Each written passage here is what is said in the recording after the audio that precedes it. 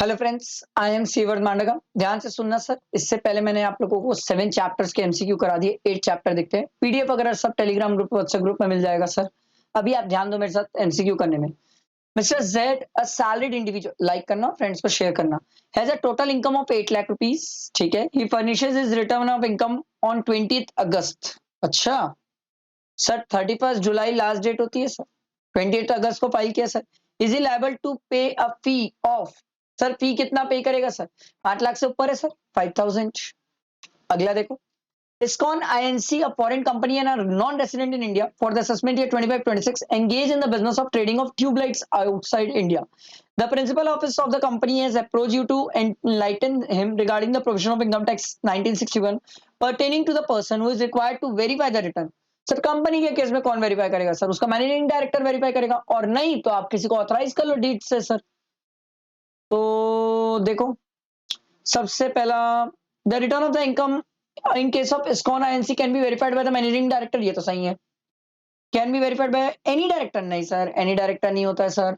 The return of income in case of ISKCON limited may be verified by person who holds a valid power of attorney, ये भी सही है। तो choose the correct option, ये रहा sir. समझ आया? और देखो, विच of the following return can be revised, कौन कौन से रिटर्न रिवाइज हो सकती है? तो sir belated return, revise return और लॉस रिटर्न सब रिवाइज हो सकती है सर। हर रिटर्न को अपन रिवाइज कर सकते हैं। रिटर्न रिवाइज करने में क्या दिक्कत है? अगला देखो, mister Pawan is engage in the business of roasting and grinding coffee beans during the financial year 24-25. His total income is 4.5 lakh. Mr. Pawan has filed his return of income for the 25-26 on 3rd December 2025. अच्छा, what will be the fee payable for default in furnishing of return of income? Sir इसकी income तो 4.5 लाख है sir. तो 4.5 लाख है तो sir 5 lakh से exceed नहीं कर रही है, तो इसके लिए लेट फी कितनी हो जाएगी? 1000। अगला देखो, Arun gross total income for previous year 24-25 is 2,45,000. He has exercised the option of shifting out of the default tax regime. He has deposited 45,000 in PPF. He pays electricity, बाप रे बाप, इलेक्ट्रिसिटी बिल तो देखो 1 लाख से ज्यादा है सर। क्या return file करना पड़ेगा? यस, फाइल करना पड़ेगा। ऑप्शन ढूंढते हैं, ये रहा लास्ट वाला ऑप्शन। नेक्स्ट देखो, mister X is a working partner and Y is a not working partner of the XYZ partnership firm. Partnership firm is subjected to tax audit. गए partner, partner को भी कराना पड़ेगा सर। उनके लिए due date of filing क्या हो जाएगी सर? 1 अक्टूबर, क्योंकि फर्म के ऊपर टैक्स ऑडिट एप्लीकेबल है। अगला, mister Dinesh, a resident in India, has gross total income of 2,30,000 comprising of interest on saving and rental income. ठीक है, he incurred an expenditure of 2 lakh for his son for a study tour to Europe. Sir 2 lakh से ज्यादा होता तो return file करना compulsory हो जाता sir. अब यहाँ तो इसकी इनकम 2,30,000 है, और बेटे के लिए जो एक्सपेंडिचर किया है सर वो 2 ही लाख की है sir. For is son for a study tour to Europe, तो टूरिंग एंड ट्रैवलिंग के लिए गया है सर, बट सिर्फ 2 ही लाख खर्चा किया। 2 लाख से एक्सीड कर जाता तो इसके लिए रिटर्न फाइल करना कंपलसरी। अभी तो रिटर्न फाइल नहीं करना पड़ेगा सर। अगला, mister Kumar, age 62 year, resident and ordinary resident, is a retired employee with a monthly pension of 22,000. He has no other income.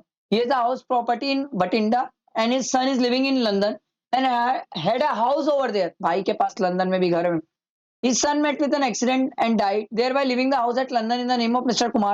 Mr. Kumar seeks your advice as to whether he is required to file his return of income. Yes, इसको return of income file करना। अरे भाई, इसके पास London में घर है। Yes, he is mandatory required to file his return of income क्योंकि इसकी एसेट लोकेटेड आउटसाइड इंडिया है सर। बेनिफिशियल ओनर याद है ना? बेनिफिशियली बेनिफिशियल ओनर पढ़े अपन।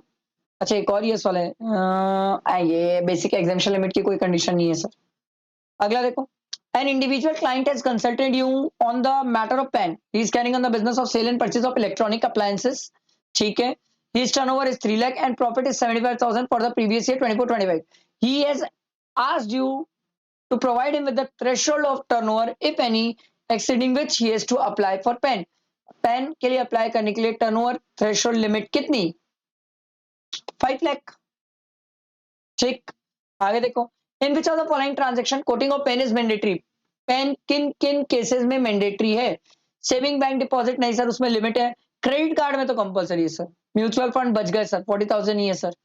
Cash deposit with post office of 1 lakh, sir 1 lakh है सर। 1 लाख बहुत होता है सर। 50,000 से ऊपर में तो सर पेन लग जाता है सर। हाँ, ये बच गए, ये भी बच गए सर। एंड शेयर 60,000 का है सर। शेयर्स वगैरह सब बच गए। तो सर ये तो लिमिट आपको याद होना चाहिए पेन वाले केस में। सर अगर लिमिट याद होगी तभी आप ये कर पाओगे सर। तो हमारा ऑप्शन तो ये ए हो जाएगा सर। ये तो एमसीक्यू मेरे को इजी लगे सर।